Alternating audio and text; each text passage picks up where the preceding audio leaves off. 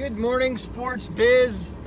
Zach Logsdon here, and today we're going to talk about owning the experience. I'm excited this morning because it's bright enough.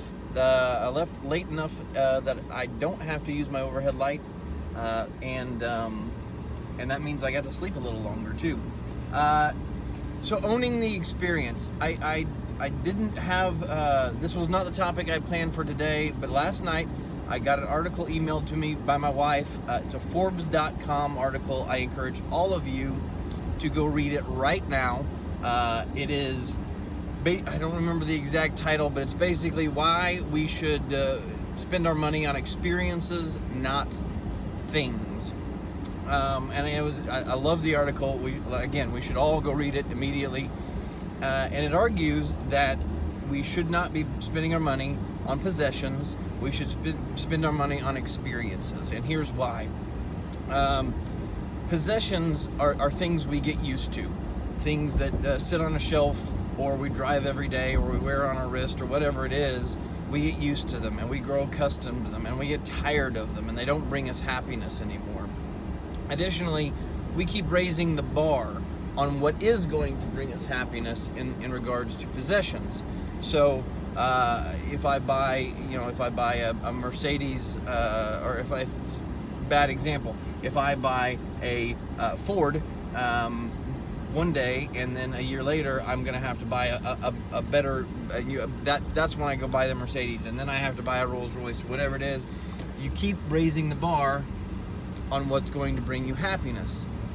Finally, in regards to buying possessions, you're always comparing yourself to what other people have.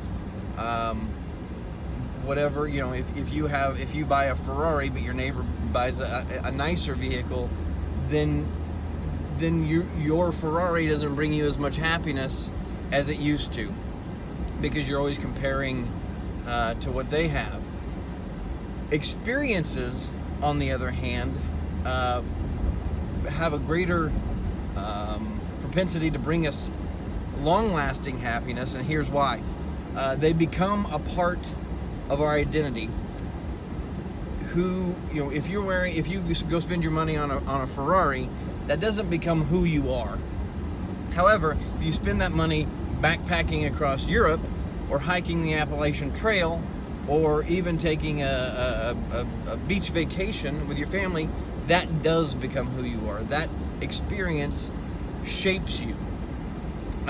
Also, we don't compare experiences. We compare possessions. We don't compare experiences, because we know that even if our neighbor took his family to Disney World and we only took our family to Branson, we know that we had an amazing time, and we may have had a more amazing time than they had, and we don't compare it like we do possessions. Also, anticipation of experiences. Science shows that it brings excitement and enjoyment, versus anticipation of possessions causes impatience. So just anticipating experiences versus possessions brings us greater happiness. And finally, the fact that experiences are fleeting, they don't last, actually brings us more enjoyment, because we remember them and we think about them, and we think about them with excitement and enjoyment again,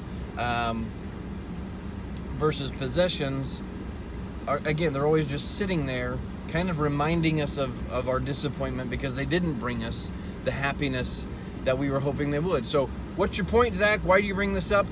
The reason I bring it up is because those of us that work in sports should be celebrating this. Everybody should be reading this article and figuring out how we can take advantage of it, because we in sports own one of the greatest experiences you can offer.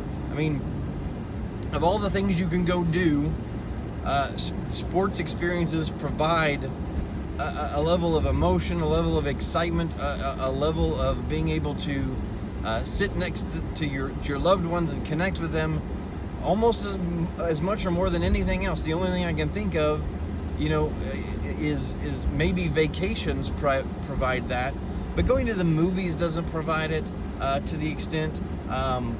going to the park, whatever it is. Though those things are great and the things you should do, sports provides a level of excitement and enjoyment that nearly nothing else does. And that's our thing. That's the thing we get to sell every day. And that should bring us so much. That should bring us so much excitement. Just knowing that it should provide some inspiration for how we should be positioning our marketing. We spend too much time relying on the old tricks, putting whether it's hype videos that show big hits and touchdown passes or three-pointers, whatever it is. Those things are great and those are a part of the experience, but we got to figure out what it is about our experience that is better than the other sports experiences you can have in town, or the other experiences you can have in town. There's a lot more to our game days than just what happens on the field, and that's what we should be focusing on, because these experiences shape people. I can tell you absolutely 100%, going to OU football games and OU basketball games with my family as a child shaped who I am today. But the